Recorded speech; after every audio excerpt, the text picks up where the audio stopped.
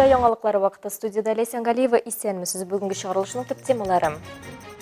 Бүтін дөнья юл транспорт хәрәкәтләре корбаннарын искә алу көне уңайыннан пропаганда чаралары үткәрелә.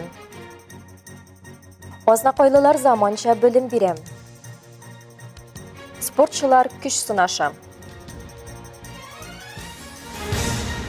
Бүген әлмәтлеләр Бөек Ватан сугышы ветераны шәһәребезнең һәм районыбызның мактаулы җәмәгать эшлеклесе Фатыйма Яхина белән хушлашты. Аны соңгы елга озату өчен якыннары Үзәк мәчет янына җыелды.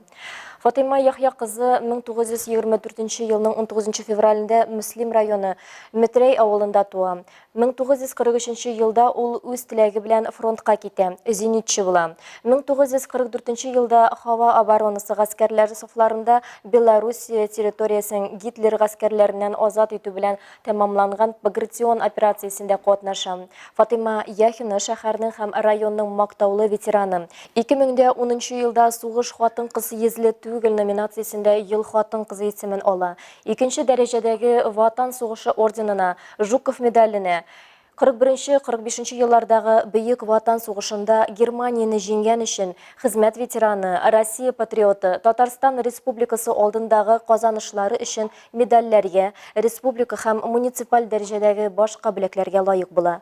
Аңа 99 яшь булган. Ел сайын ноябрьнең 3 якшәмбесендә Бүтән дөнья юл транспорт хәрәкәтләре корбаннарын искә алу көне билгеләп үтелә.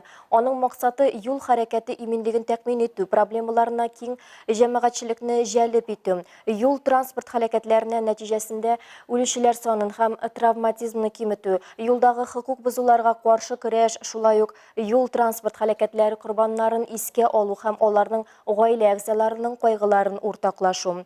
Шундый акцияләрнең берсендә безнең иҗат төркемедә булып кайтты.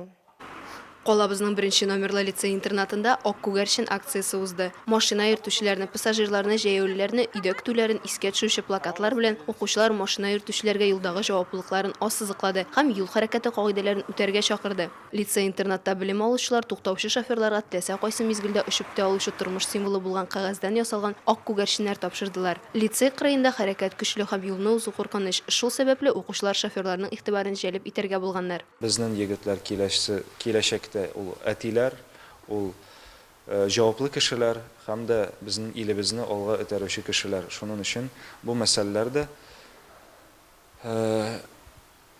җан иминлеге мәсьәләсе дә безнең өчен бик әһәмиятле һәм юл кагыйдәләрен шәп итеп белергә тиешләр безнең егетләр. Тәрбия эшләре кечкенәдән үк алып барылырга тиеш. Әлеге белем бирү йортында юлларда куркынычсызлыкка зур игътибар бирелә һәм төрле чаралар оештырылып тора. Шулай ук беренче номерлы лицей-интернат укучылары ачык дәрес һәм юл йөрү кагыйдәләрен искәртүче сәхнәләштергән үзекләр күрсәтте.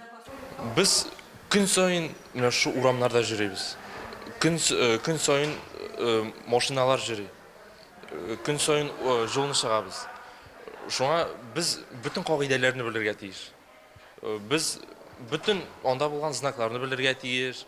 20 ноябрьгә кадәр профилактик акцияләр, дәүләт автоинспекциясе хезмәткәрләренең юл хәрәкәтендә катнашучылар белән очрашулар, ачык тематик дәресләр һәм җыелышлар үткәреләчәк. Алар Бүтән дөнья юл транспорт хәрәкәтләре корбаннарын искә алу көне кысаларында планлаштырылган. Лина Хәсән, Дамир Курбанов, Яңалыклар вакыты, Луч Әлмәт телекомпаниясе. Охшаш акция шулай ук Әлмәтнең 24-нче мәктәбендә дә узды. Дәүләт автоинспекциясе хезмәттәшләре 5-7 сыйныф укучылары белән очрашты һәм юл транспорт хәрәкәтләре, аларның сәбәпләре һәм юлларда мондый хәрәкәтләрдән котылу мөмкинлеге турында фикер алыштылар. Балалар актуаль статистика белән танышты, тематик видеофильмнар карады һәм яктырткычларны куллану зарурлыгы турында аңлады. Заманча технологиялар белән заманча белем бирү. Хәзер дәресләрдә HD проектын булдырырга мөмкин. Хыял йорты проекты, үз мультфильмыңны ясау яки өчен фәнни эксперимент ясау. Узган ел Азнакайның 2нче мәктәбе 6 миллион сумлык Татнефть компаниясе грантларын отты. Акча сыйныфларны, техниканы һәм уку материалларын ремонтлауга тотылды. Эльмира Шарифуллина дәвам итә. Хәзер уку сыйныфларында интерактив панельләр тора. Дәресләрдә балалар мәктәпнең 3D моделен, физика һәм химия кабинетларында чын фәнни лабораториялар төзиләр. Иң яхшысы балаларга Татнефть компаниясе грантының исеме дә җисеменә туры килә. Узган ел безнең мәктәбебез Татнефть грантын отты. Шуның нигезендә информатика кабинетына капиталь ремонт ясалды. Төрле фәннәр буенча кабинетларга җиһазлар алынды. Хәзерге вакытта балаларга шөгыльләнү өчен уңай заманча шартлар тудырылды.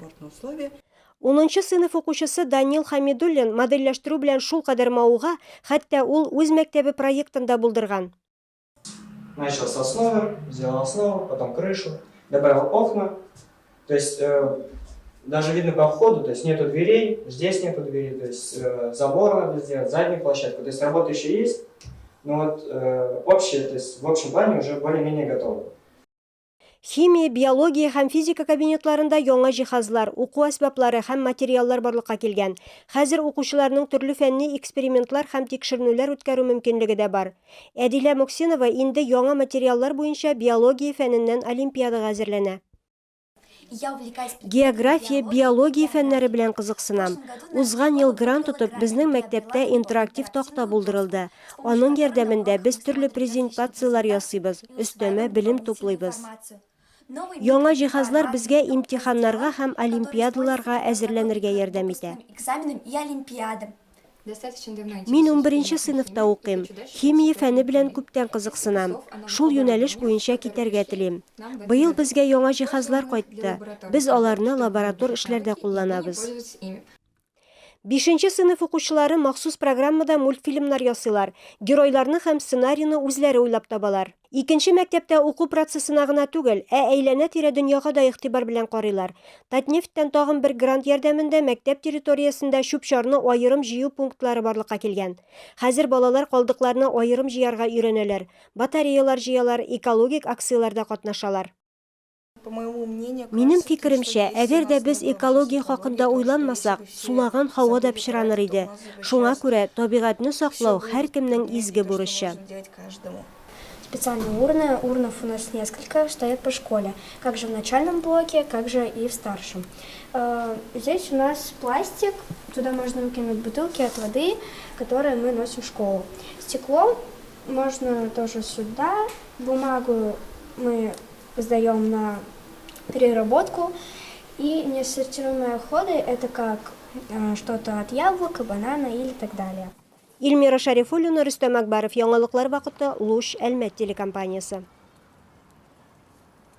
Бөгелмәдә кыз баскет исемле мәктәп баскетбол лигасының бөтен Россия чемпионатының муниципаль этабы узды. Финалга чыгу өчен командалар октябрь айыннан гомуми белем бирү оешмаларының спорт залларында көрәш алып барды. Ярышларда барлыгы 20 команда катнашып, финал уенына 3 команда чыкты. Юность спорт комплексыннан Айгөл Шарафиева. 7-нче гимназия командасы капитаны Константин Боговик бу юлы уенда түгел, ярышка култык таягы белән килгән. 2 көн элек тренировкада аягын сындырган. Иң яхшы уенчы һәм команда капитаны төшенкелеккә бирешмичә, үз командасына эскәмиядән булса да киңәшләр бирергә җыена. Үземнең команда бит. Аларны әлеге җаваплы вакытта үзләрен генә калдыра алмыйм. Безнең көчле көндәшләр бар. Эскәмиядән булса да көч биреп торачакмын. Финал уеннарында иң яхшылар җыелды. Бу 7-нче гимназия, 1-нче мәктәп, Мустафа Инҗәл исемендәге лицей командалары. Моңа кадәр укучылар гомуми белем бирү мәктәпләренең спорт залларында көч сынашкан.